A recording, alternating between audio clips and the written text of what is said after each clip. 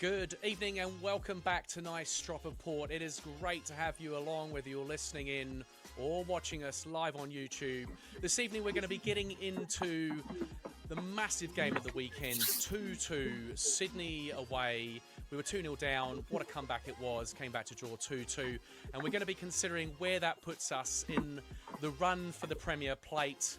Well, basically where it puts us. If we win this weekend against Melbourne Victory away and results go our way in other games, that's the Melbourne City game, then we should be there with the Premier Plate. And we're also a very smidgen of a distance away from securing one of those semi-final spots. But we will be discussing all that with Robbie and Matt, who are with us. Evening, Robbie. How you doing, mate? Very well. Gents, hope we are all fighting fit on this Easter weekend. Yes. Matthew, good evening.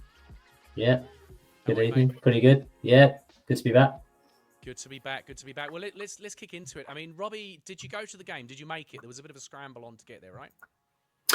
I did. I made it in the end. I missed about, here's how you know it, the timing. So as soon as I got in there, so I did it for radio with the collective digital radio crew. And as soon as I got there, Adrian Segecic scored the first goal. So perfect timing on my part. But made it there in the end, and it was a fantastic occasion. And what really made it for me, football aside, was the beautiful sight of the away bay and that 150 plus strong traveling contingent of the Port was just fantastic. Like, if there's ever, what's the word I'm looking for? The perfect kind of sign of how strong your fans can be for a team, it was that game, because we know at home the Port have this habit of just sucking in the goals at their end, and we saw it again on the weekend at Allianz, and the noise, the atmosphere was just fantastic. So I love what the Port have achieved this season, and they're helping this team get across the line because they're just inching towards this Premier's Plate. Even in such a big stadium, those 150, 200 Port fans, they made a big difference, right? Oh, massively. I mean, even just because they were all concentrated in that same bay, and the noise was constant. They were out yelling the Cove, the Sydney FC mob, for a fair chunk of that. I could see from the commentary box, the noise was constant, the movement was constant. There were periods where the Cove was sitting down, not making any noise. Oh, come on, they can't sit down. You wouldn't see the Port sitting down, would you? Not at all. I think this is a great starting point. Yeah, I think they pretty much sucked that second goal in, didn't they? I mean, I was just watching. Yeah.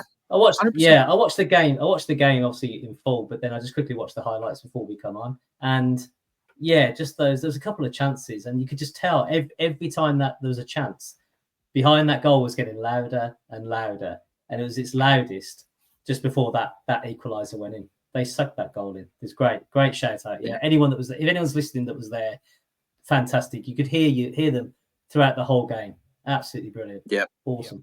Absolutely. Yeah, and like we've talked about it a few times, just having the fact that the league is so widespread and your travelling fans are a rarity, the power of what that group can achieve, or a travelling group can achieve, that was the perfect advert for that, I guess. So it doesn't matter. It doesn't have to be the tour of duty or the port of call. It just if you're an away fan, go to the game because you make a difference. That's ultimately the perfect sign of that. There'd be a lot of Kiwis living in places like Melbourne and Sydney and Brisbane anyway. Like you say, there's probably a few thousand there anyway. And if you get like 10% of them want to watch the footy, that's a couple of hundred. So yeah, get down to the game. Yeah, totally. Especially in Melbourne this weekend, because we could probably do with the Port there for that game. I mean, there probably wouldn't be too many away fans going this weekend. No, I don't think there's many. Yeah. But like you say, there's a diaspora of Kiwis everywhere. So hopefully they're football fans. I mean, if not, if they're Kiwis, Aucklanders, just get along. Yeah, because you will make a difference. You will make a difference. we're going to be having a new guest on later in the show, Dion, who we haven't had on before, who's just one of the port, and he's still over on holiday in Australia, but he was in there in Sydney in the weekend, so we'll be talking to Dion in a little bit coming up. But first of all, I just wanted to talk a little bit about the game with yourself, Robbie and Matt. Robbie said he turned up and Segecic scored this goal. I'd never heard of this boy before. I'm probably not too much of an aficionado, but wow, he looks like a player. Is he a player, Robbie? Does. He is an absolute baller. He's not shy on confidence, I'll tell you that. He's after that game, he called his left boot a sledgehammer. So he's known in some quarters as Adrian Segecic or Segecic, or So he's an interesting story. So he's a Sydney kid. Came through the ranks, spent a period on loan in Scandinavia. I think it was Sweden. It was a 6-month spell. Came back and he's full of confidence. And Ufuk Talay said as much. Like, that spell has done wonders for him as a player, technically and just pure confidence-wise. Has struggled to start games, and that's been a big talking point on this side. Is he should be starting, because I think it was of the 20-something games that he's played, only barely half a dozen, 10 games have been starts. He's been scoring off the bench, so he contributes. But it's, pushing for that start. And the other thing as well is he's off contract. So he's putting himself well and truly in the shop window, whether that's overseas. He'll probably feel like he wants to move overseas. I dare say if there's an A-League club with a bit of cash looking for a striker, give him a call, because that's the other thing as well. Like, well, I was going to get to that.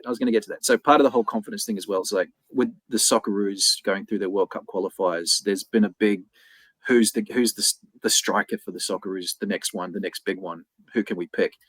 And he's been banging in the goals, and he's pulled out the whole give me a call celebration, a not so subtle point to the Socceroos coach. So when he's scoring goals like that, I mean, how can you not look at him? But like a good player. And the goal he's a handy player. Like, you can't give him space like that on a left peg, which is it's a cannon. But I mean, if Steve Corrica knows him, because Segecic was there when Corrica was Sydney coach, there's a bit of, I mean, I'm not sure the exact ins and outs and how their relationship worked or is, but if you're any club, you'd be 100% looking at him to lead your line, because he's got something about him. So, we might be looking for a number 9. I don't know the terms of Max Martz's deal, if it's just this season or if there's an option to buy, or if he goes back to his parent club straight away. But why not consider him? Yeah, absolutely. Matthew, what did you make to the start of the game? I mean, obviously Sydney go 2-0 up. They're a strong side, as we know. It was pretty frenetic. What did you make of that start from Auckland, particularly those first 34 minutes before we got back in the game? Yeah, well, I mean, you could probably, I don't know if you want to throw up the ratings. I think the ratings will probably give you a good idea of where. Yeah, I think some of the ratings. I think there's going to be some. There's always a bit of controversy with my ratings, of course. There is. That's why we throw them up there. But I've lost my ratings. Lost them. Should I throw them up there? So I've got. I know all the time I spend over these as well. It's just another kick in the nuts. So I'll carry on. I'll keep the show running. I've got Paulson. I'll quickly run through the why. Quick reason why I give you the number. Paulson, I've got him as a 6. I'm going to quickly move on with this. I feel like I might upset the goalkeeper union down here. I think he should have saved the second goal. I think he should have saved the second. I think he should have done better. I really do. I've seen it back and back, and I think he could have done better. De Vries, 8, man of the match. I don't even know why I bothered deleting 8 or 9 off De Vries and unticking man of the match. I mean, he saved a goal and then he scored a goal. I mean, does it get any better than that as a defender? He did it almost back to back in the 2 plays. Not much to say about Hoare 6, Pinecker 7, Sakai 7, pretty solid at the back. I tell you, Francois is a tough guy to rate. From what he does to the from what he does to the Sublime to what he does, he's he's never. I don't think he is, and I think he's going to struggle to be a cog in a machine. You know, if you think of like a like a Guardiola, he puts a team together. Each guy has a role, and each guy has to, feed off the other guy. The other guy can only operate because the other guy operates, and he struggles at that. For what he does with attacking, he's just not so much great. It's the tracking back, that's going to upset any manager. He goes forward, he does the good stuff going forward, but there's not a hell of a lot coming back. And he gave away the ball for the second goal. He came into the team late in the season. He did, but explains a bit why you don't see him as a cog yet, Matthew. Maybe. Yeah, I think so. I just think that he gave away the ball for the second goal, and there was quite a reluctancy to. But then that's why I've got Bistrate and Halagos at. I don't know what I got. I think I got them just at 6.5. Have I got those two? Because as poor as they were in the first half, they were very good in the second half. That's why they're tough to give a low score there. I thought Rogerson for a 7 was unlucky to get subbed. I thought he was actually pretty good until he came off. Mai was just isolated. It's difficult to give him, and also Harrison. It's hard to give him a low score as well because he just wasn't playing in the right position. It just didn't work. I think those two playing together to the line. So, and probably just a quick honourable mention. I've got Brimmer. I don't usually do the subs, but I thought he was actually very good when he came on. I thought Auckland looked a better team when he came off the bench and he started playing. And I noticed my last point will be that bit of a change I thought Auckland did. They actually went 3 at the back and played wing backs. I think he brought Elliott on to go down the right and De Vries down the left, and he played Sakai, Hall, and Pinecker as a 3. He started that at about the second half, and I don't know if Sydney were tired, but Auckland became a better team. Almost straight away when he went through that. I mean, you mentioned those later changes, but I mean, obviously they got back in the game. I think it was like 10 minutes before the break, and that was Marley Francois setting up. Well, he had a shot, and Rogerson leapt on the rebound. 2-1 down at half time. We come out of the game, second half. I always felt that Auckland were in the game. Robbie, did you? Yeah, absolutely.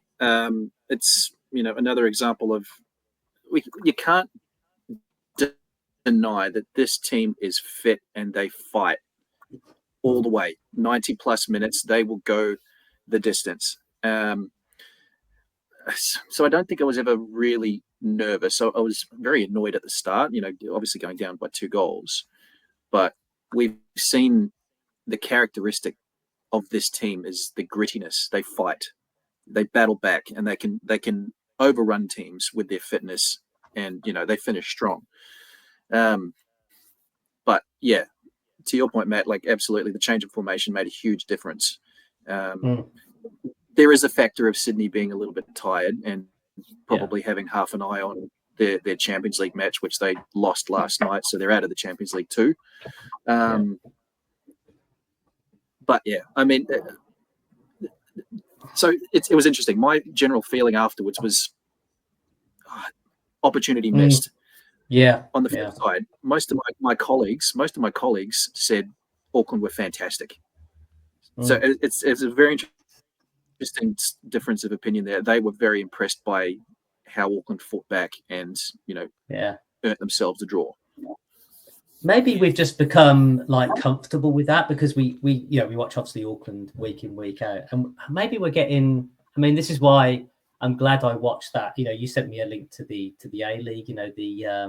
Where they summarise and they summarised the Sydney Auckland game in quite a bit of depth.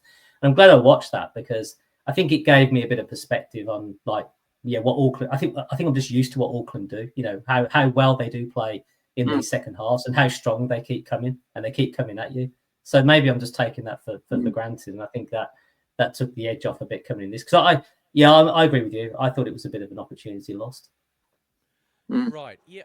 Well, I sort of agree with your mates in Australia. I thought to go over to Sydney to play them. I mean, I know they'd come off a big travel schedule, but I think to get the draw, so De Vries gets the equaliser, 67th minute. It was just. I feel like we'd had a few waves of attack building into that, and I get what you're saying because 25 minutes to go, we think, well, here's a chance to win it. And we have these. I mean, Brimmer has a kind of gilt-edged chance. Moreno gets that kind of. Moreno. Gets the. Can I just. The wit, just for the goalkeepers Yeah. union. Yeah, what's that all about? Harrison Devonish Mears. What the F was that? Seriously.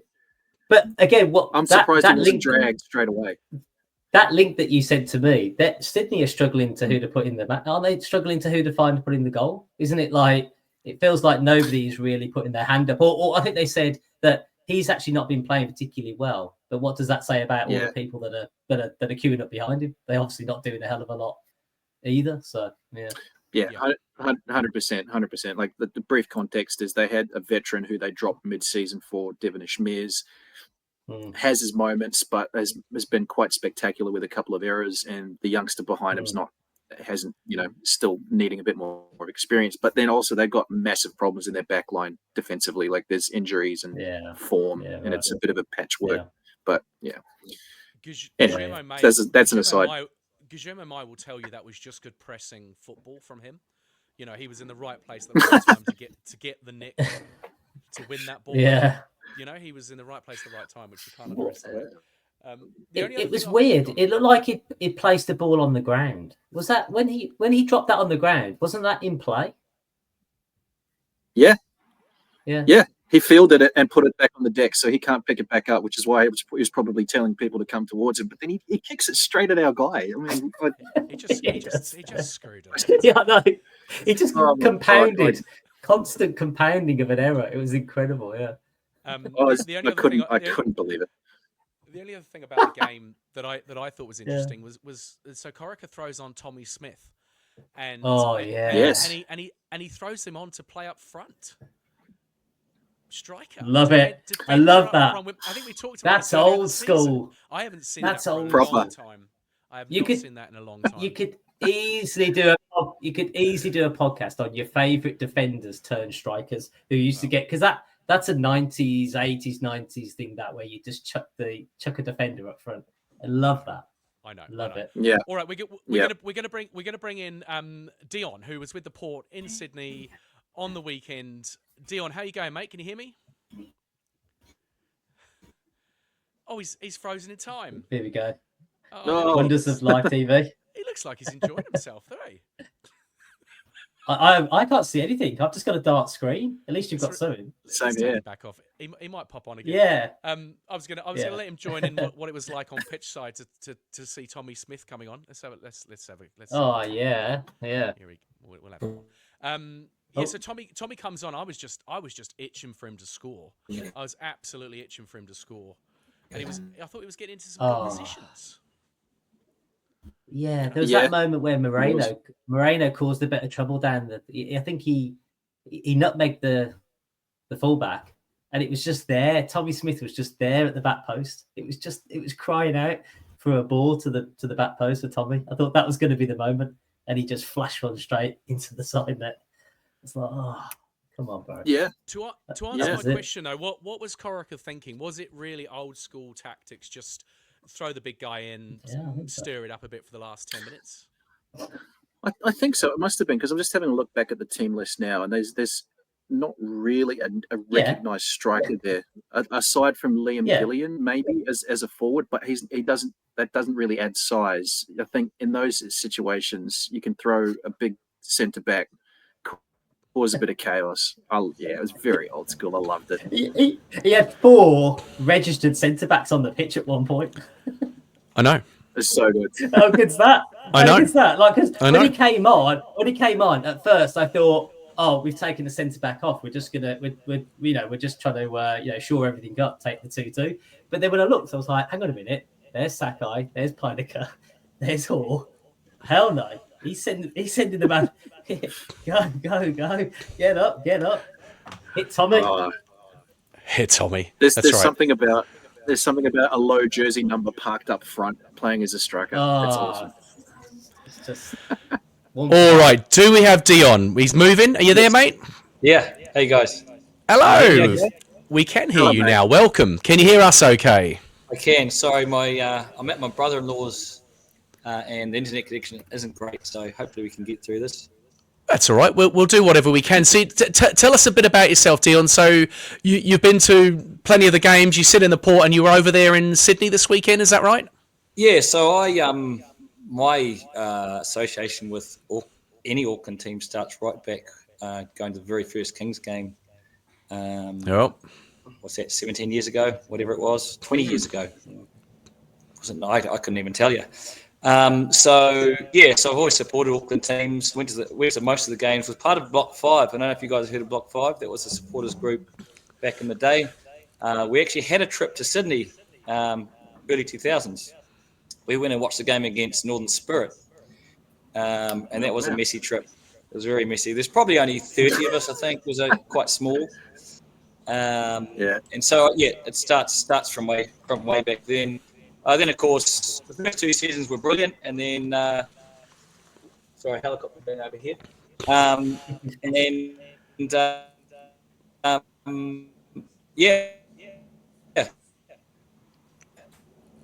Nice. Oh no, it's one of those. You're cutting up a bit there, Dion. Was that Dion? Was that his contribution? Potentially. Oh, I look back in time. Oh dear. Oh dear. Well, he's up in the Sunshine Coast or somewhere. What did he say? Yeah. Oh right. Maybe the storm. Well, we've got a storm between him and us. Maybe. It's a very Dale-esque kind of shirt. That's right. Anyway, we'll pop Dion back onto the bench. We'll try. Yeah, that's right. Yeah, rotating subs. All right. Well, let's talk about Stevie Corrica. So he goes back, first time back playing his old team. Robbie, you covered you didn't cover the game. You're at the game. You're in and around those circles. How do you think his weekend went? Would he have been happy with the way it went?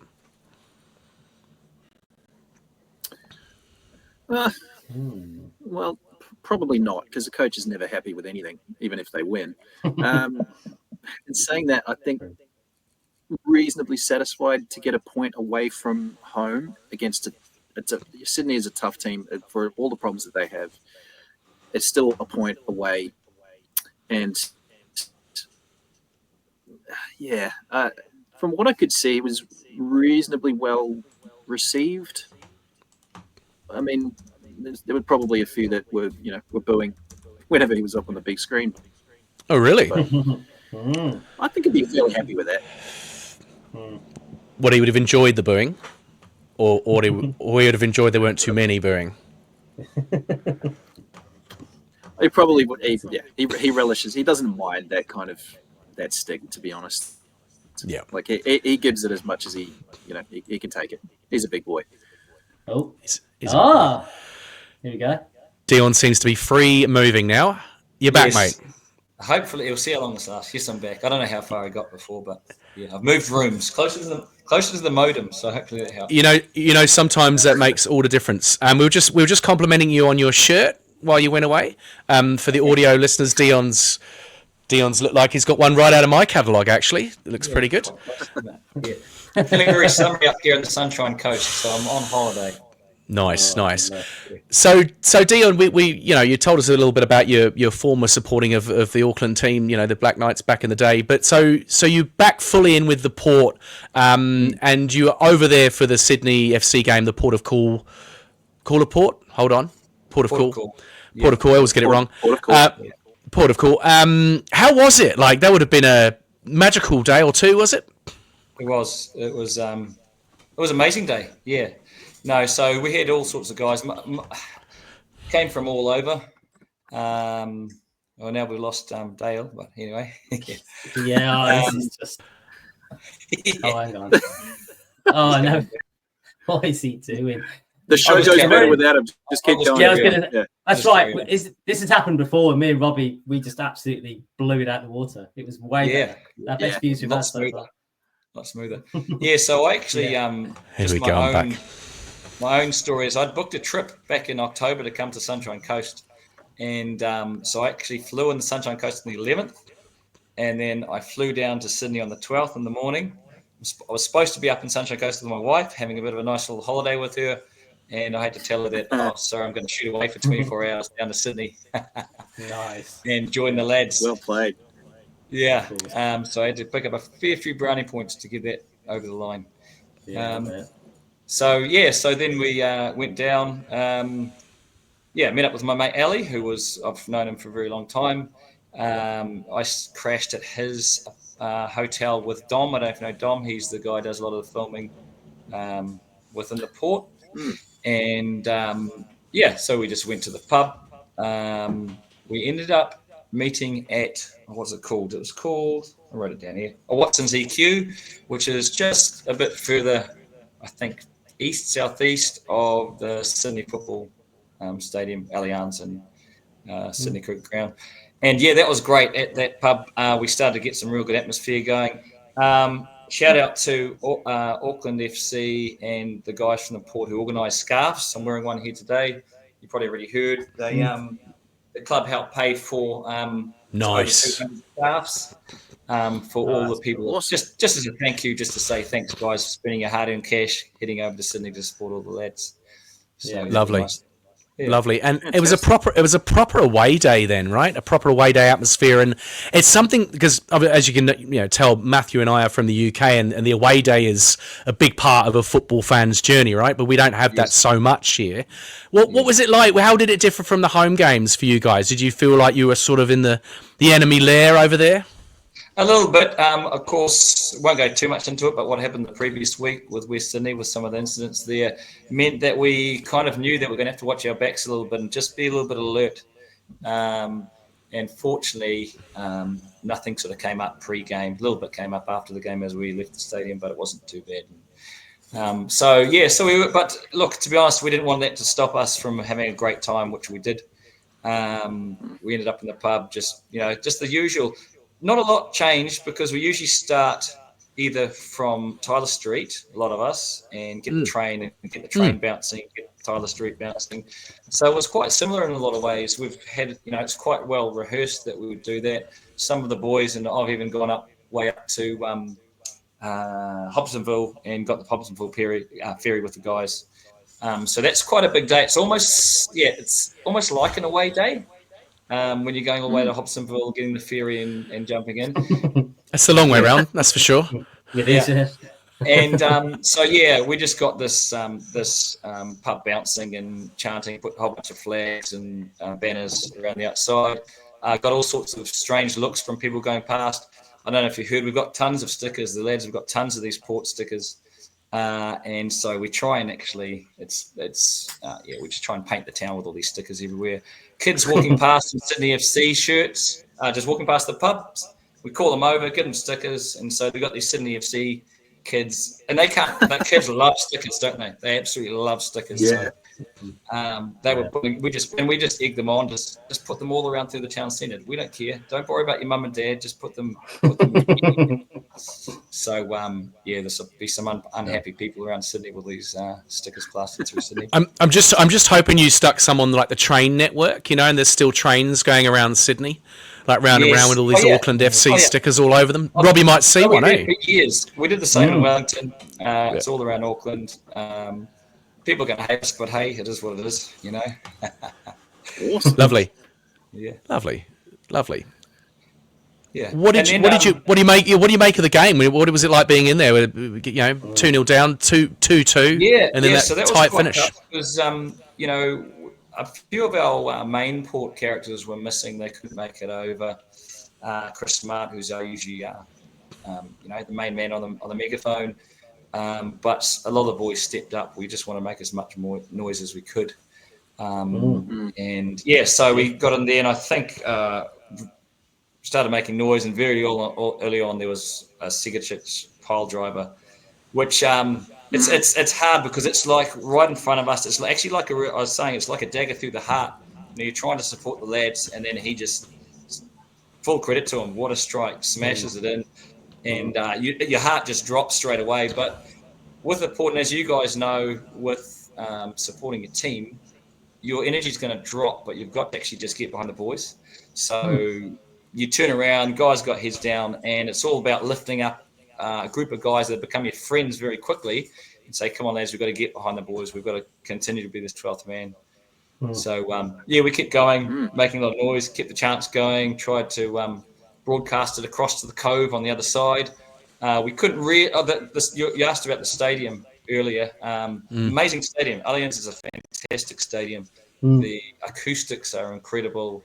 There's so much good with that, and with the fact that we're looking at maybe having a new stadium in Western Springs, you could have a slightly smaller version of that.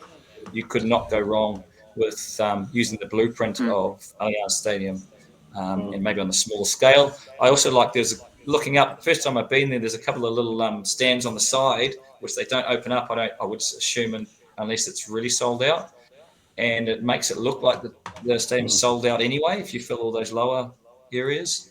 So visually and acoustically, it's a great stadium. We could kind of hear. There's a couple of times when we weren't probably. A lot of guys weren't giving it their all. So Craig, our main man on the megaphone, said, "Just stop. Said, just be quiet. Listen to the Cove. They're giving everything." We had to fight back. It's like you want to give as much as you're coming across, because you can't really hear them even if we're chanting quietly.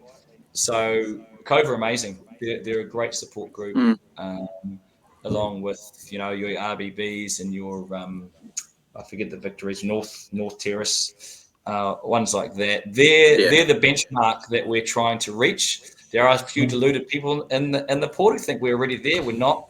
We've still got a long to go to actually bring the noise and bring it to those guys. I think we can get there with success and with good organisation. We can be as good as them, if not better. I totally believe that. Totally. So if anything, I think the shithousery levels are already up there, because I saw you guys launch into the Poznan late on in the game, which is a Western Sydney Wanderers thing.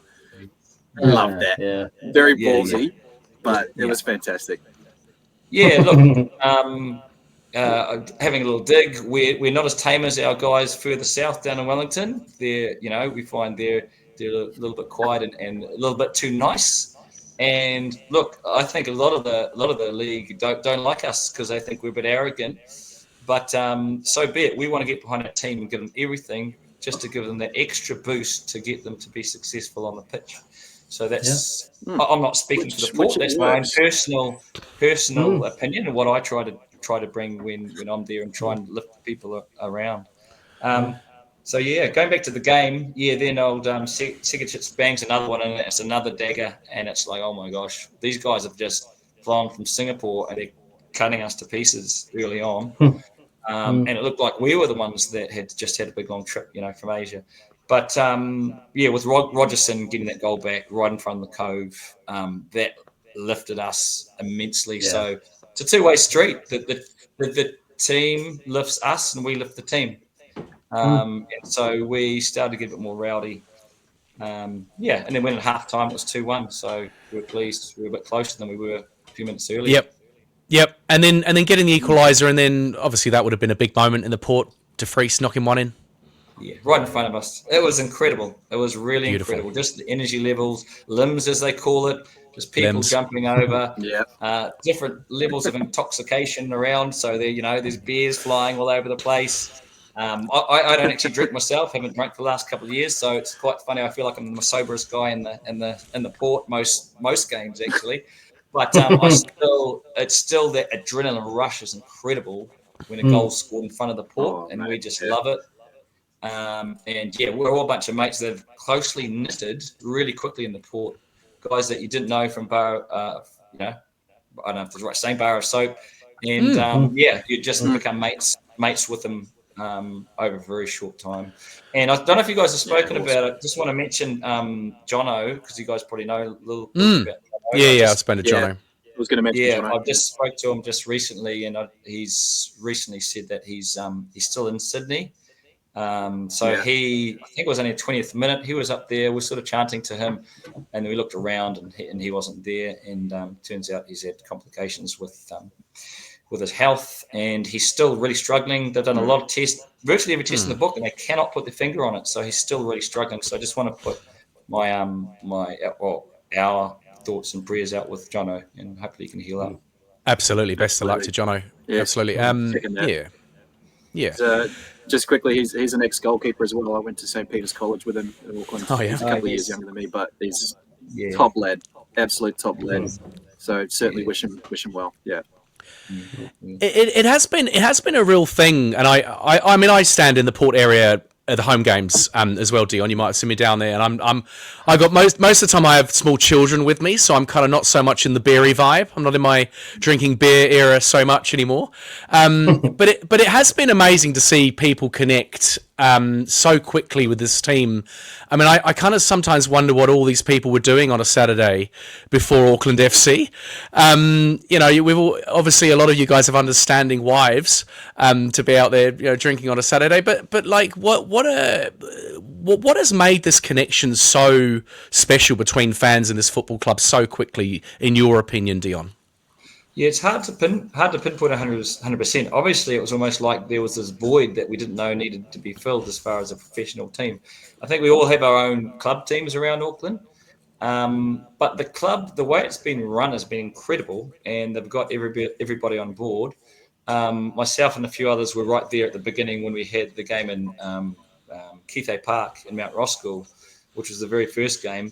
And we've still got a photo of the majority of the guys that are in the core of the Port are still there to this day. So, and it's become almost like a magnet. There's this incredible energy and I don't know, just community, just like a little football community, and it's drawn more and more people towards the Port. So I can't really pinpoint exactly why that's happened, but I think in this day and age, we've had I don't know, I'm probably thinking too much into it, but there's a lot of stresses from day to day, your weekly work, money, that kind of thing. And you can go and just let off some steam. And a lot of people can be, I know it's going to sound up and down, but a lot of people can have been probably quite lonely. They haven't felt they've connected with their, with friends. And suddenly they've got a whole bunch of people who are willing to talk about football, about the Port, about Auckland FC. And of course, as you know, Auckland being so successful, winning the first 6 games in a row, well, that just started the snowball effect and it just rolling. It's helped, isn't it? It's helped. Just on the point of the Port, away games. Are there any plans for this semi-final? One of the legs is going to be away in Australia. Are there any plans afoot to have a bit of a contingent going, or is it kind of like we don't want to jinx it, or is it like we've already been away once, we're not doing it again, it's too expensive?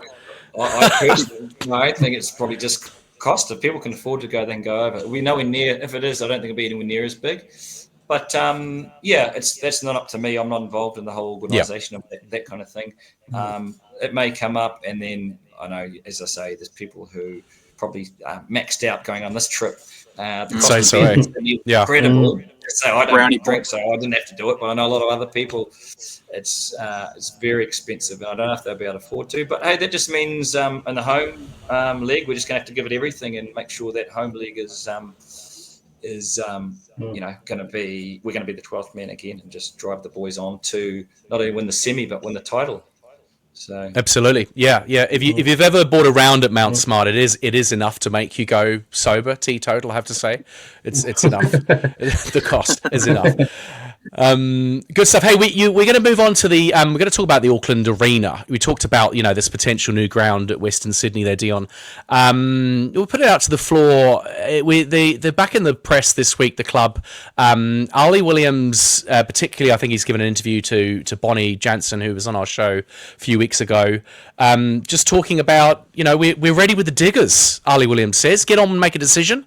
There's a few bids in to take over the lease at Western Springs. For those that don't know, Auckland FC, Anna Mowbray and Bill Foley and a few other investors have put together. They're going to put up the money. There'll be no cost to the ratepayer. They say that it's going to be a 15,000 seater stadium, multi-sport purpose. What do we feel like the chances of us or Auckland FC getting this? Ali Williams is talking like it's a sort of done deal in the press. Anyone any thoughts on this? For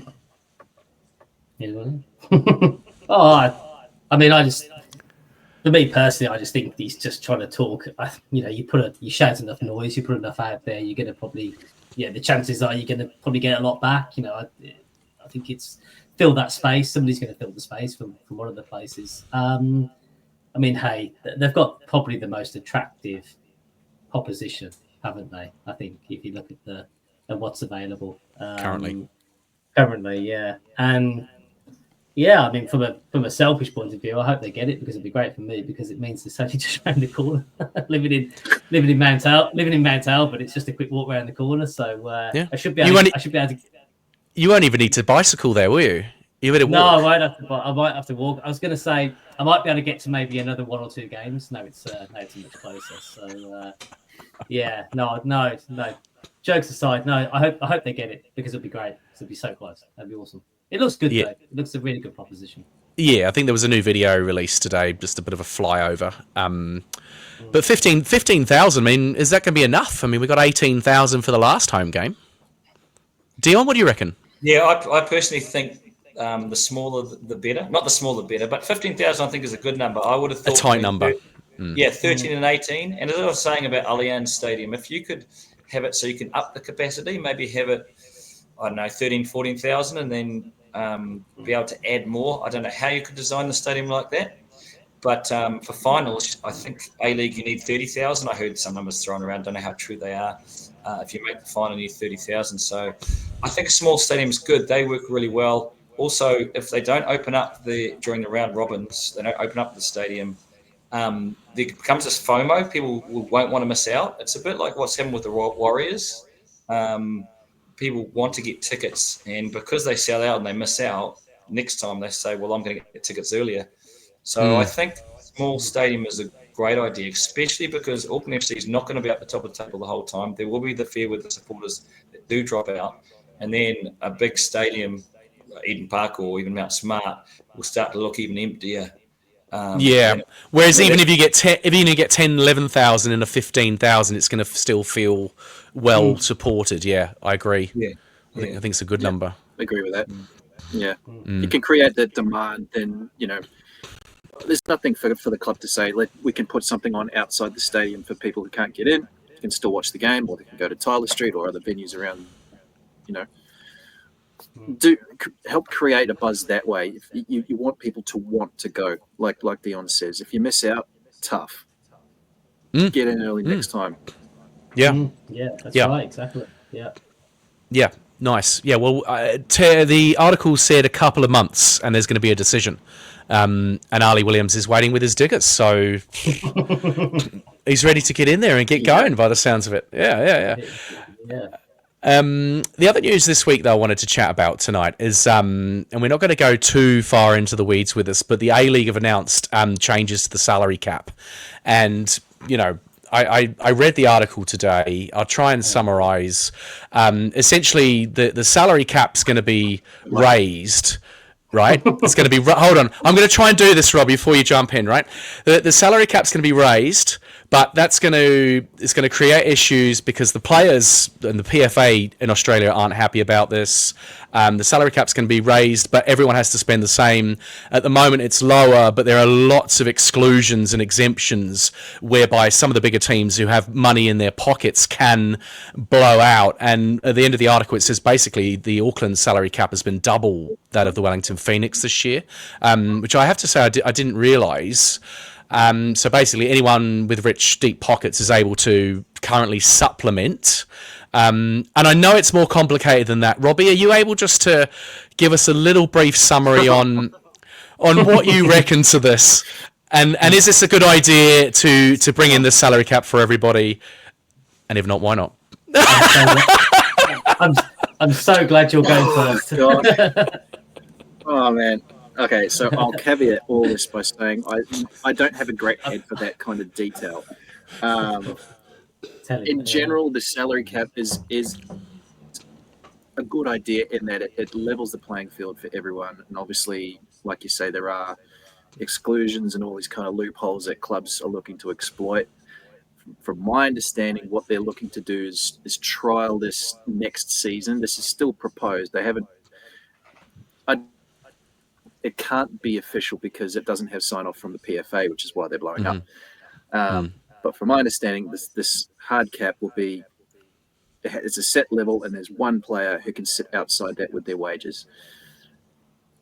to me, that seems very problematic, and for reasons I don't necessarily fully understand, but it doesn't feel right to me.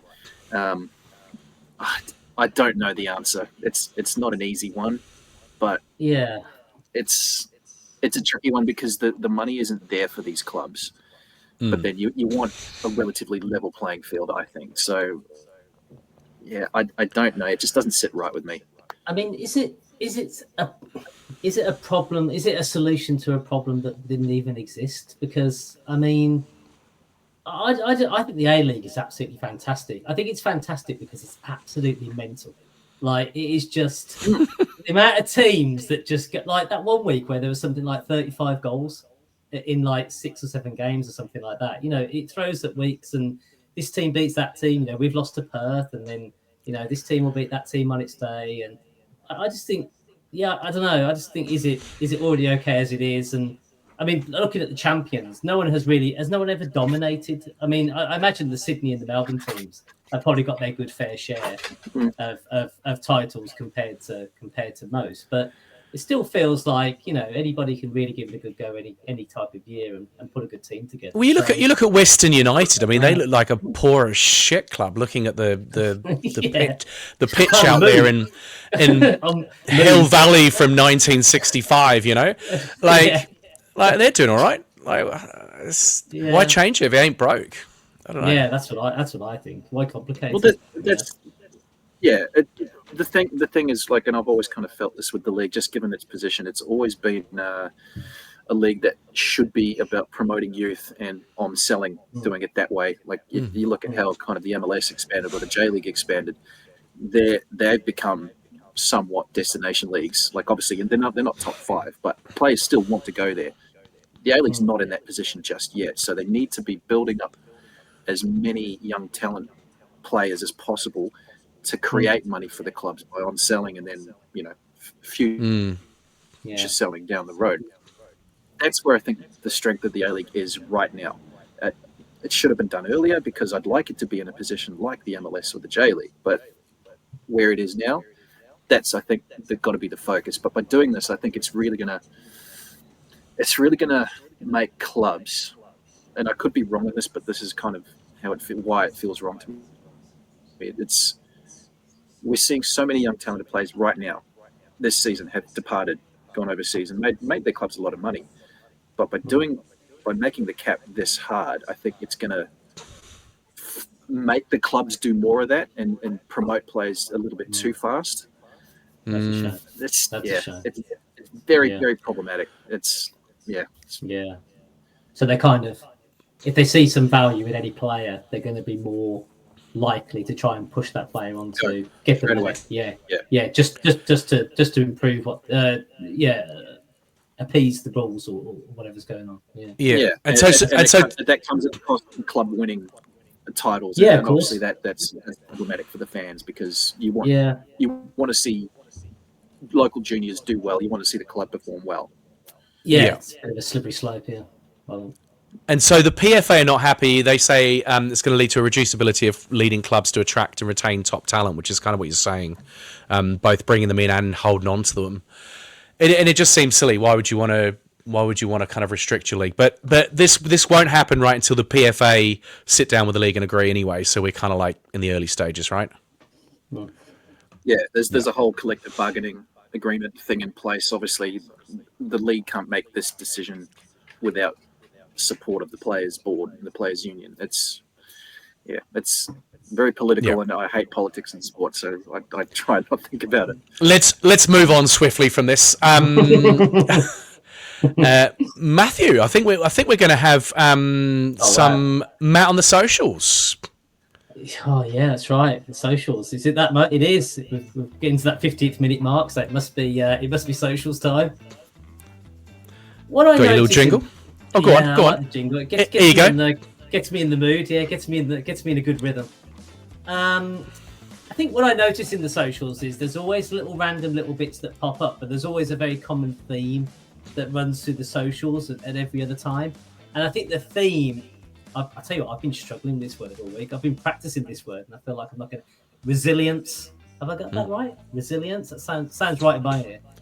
resilience It's not of that the hard. team. Just how, well, you just hold on a minute. It's one of the, when you keep saying the word over and over and over again, and it just starts to sound weird. And I'm like, am I actually saying it right? Is it resiliency, or are they resilient, or is it resilient? So, Look, we're not gonna ask you to spell it.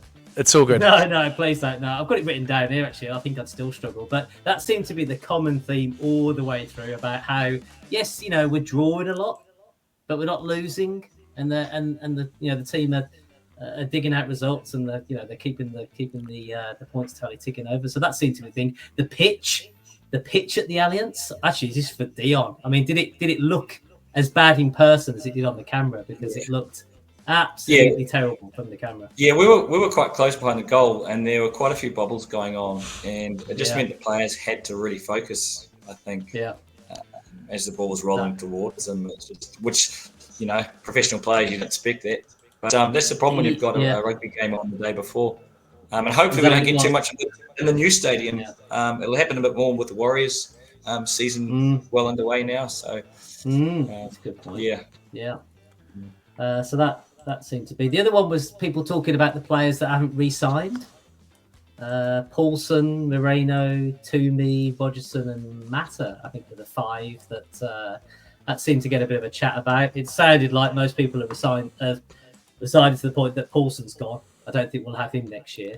Somebody did come in and said maybe we could squeeze another year out of him, but I think somebody quickly posted back saying, I think he's got his eyes set on the UK and or Europe or whatever. So I don't think there was much chance of that. And Moreno looks like one that most people don't think he'll resign either. But I'll have to see how that one goes. I don't know about the other 3. Obviously, they're all Kiwi based. Maybe they're just trying to sort out the contract or something like that. So that was Mata's on loan as well. So he might be. Oh, of course he is. Yeah. All right. So mainly chatter around what's happening with players, end of contracts. Yeah. The other thing, just the last one was, it was really actually it's a shout out. He's going to get a second shout out, I think, but Dion shouted him out. Was the guy from Auckland FC with an O? On the socials. He posted he posted a really cool video. It was I watched it. It was really good. It was a strategies for managing pressure, an event that Auckland FC put on. I think the CEO was there. Ali Williams was there. It's quite a good little video. So shout out to him. That was quite a cool little. I'm glad he posted that because I watched that for a little while. So that's about it. Matt in the socials. I survived another week in the socials. Did you? I think you missed one video though that I pulled up. I'm going to see whether this plays or not. Hold on a second. Here we go.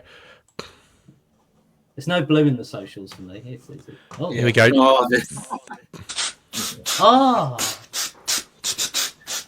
My name is Francis. De Vries hits it deflected. I'm a really good boy. Yeah. I've got heaps of mates. They all love me because I am so cool. I really like his eyes.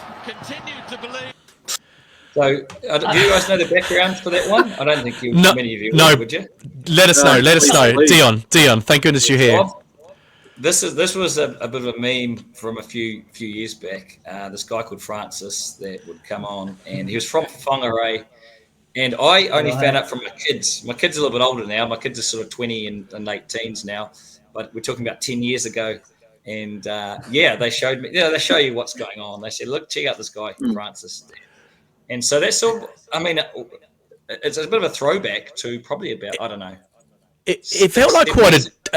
Because I do remember this guy as well, Dion. And it was actually...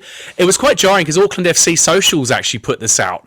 And I wonder whether one of them had just got a little bit carried away, It's like, let's get the meme out, and it was like, whoa, they got a lot of views, of course, but yeah, my name is Francis. A lot of people loved it. It's a bit rough around the edges, but Yep. It's very Kiwi too, very Kiwi, which I like. Very Kiwi, of course. I thought the video was going to be Robbie in the studio. On the Insta. I thought it as well. You thought it was you, didn't you? No, I should have put that one on as well. For a half a second, I thought it was. Yeah, you did. I saw your face. That first few seconds or two, you were like, "This is me." Yeah, it's all right. We'll carry on while you're going to give us the background, Robbie. I haven't heard this. You're going to tell us what this is about? So it's good. Actually. Yeah, it was De Vries. You mentioned limbs in the port, I was calling the game on radio, and I forgot that one of my colleagues, Jude, who's a gun on the social medias, had a little phone camera set up in the corner, and I just completely forgot. And when DeVries scored, I literally ripped the headphones off and gave it the It's very, very unprofessional, but it was.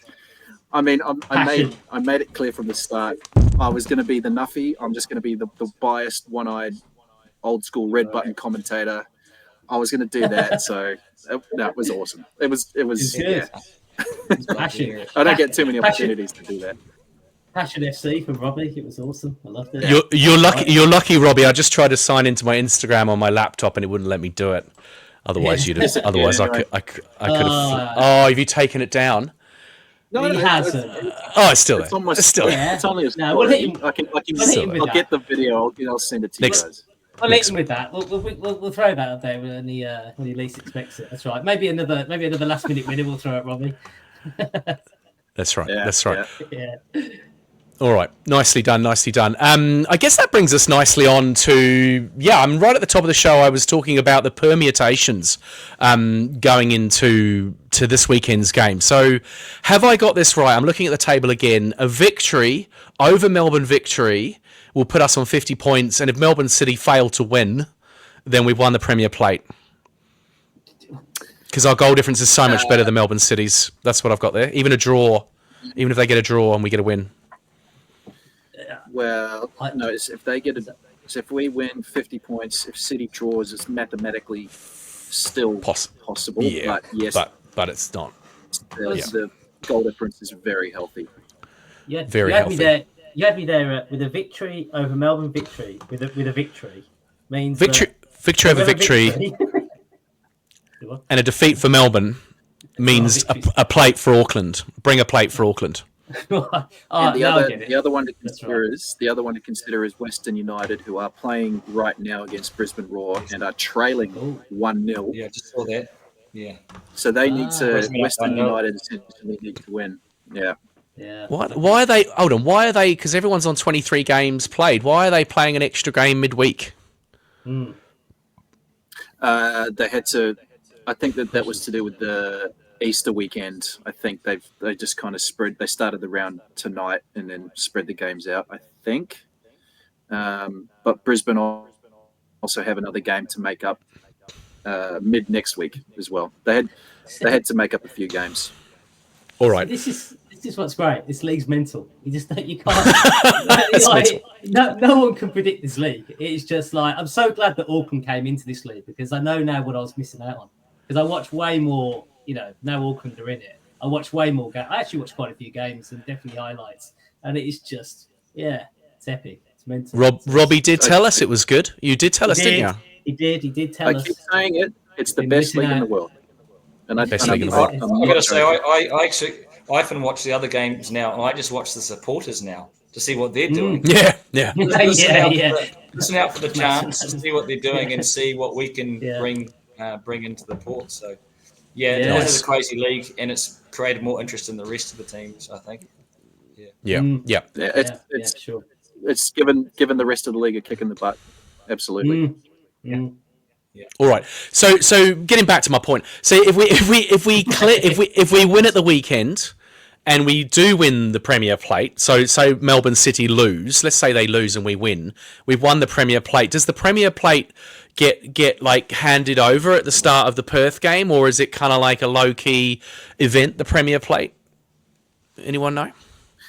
That is probably what will happen. There's a similar situation in the women's competition where final round this weekend. There's one team playing away from home. There's another team playing at home. If the team away wins it, then they'll get presented at an A-League men's game next weekend, Melbourne City. So that's probably what's going to happen in this case. Okay. Unless let's hope the so. APL decide to bring the Premier Plate to Amy Park. Yeah. So the plate will be flown over to New Zealand this weekend. No, not this weekend. Next weekend. Hold on, I'm getting ahead of myself. We've got to beat Victory first. So. Yeah. Forget it. We've got to beat Victory. And the other thing is a point, and we do secure the semi-final. Sorry, Matt. Go on. Oh, do you get that? In the English leagues, you get that little like guard of honour. when you come out, when you win the league, when you play against your next team, they kind of, they set up a bit of a.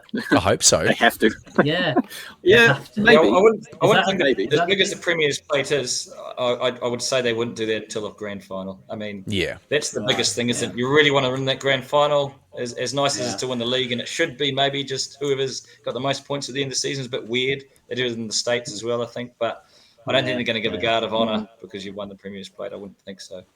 I imagine the club, if we pick it up this weekend, the club will downplay the Premier. I mean, obviously it's great to win it, but they will downplay it because they want to keep their heads right into these semi-finals, right?